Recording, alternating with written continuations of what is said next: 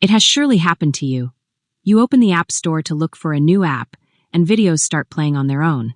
Maybe it annoys you, drains your data, or you simply don't want it distracting you. No worries. In this guide, I'll show you how to turn off automatic video playback in the App Store in just a few simple steps. So let's get started right away.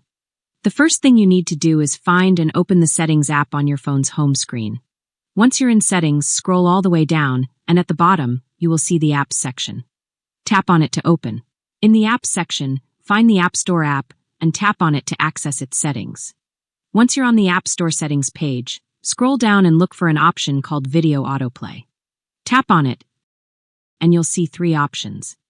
To disable automatic video playback in the App Store, simply choose the Off option. After doing this, open your App Store app and browse through a few app pages. Pay attention to promotional videos.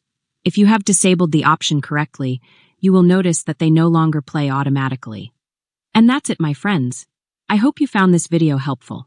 If you did, leave a like, share the video, and subscribe to my channel for more tutorials like this. Thank you so much for watching, and I'll see you very soon in my next video.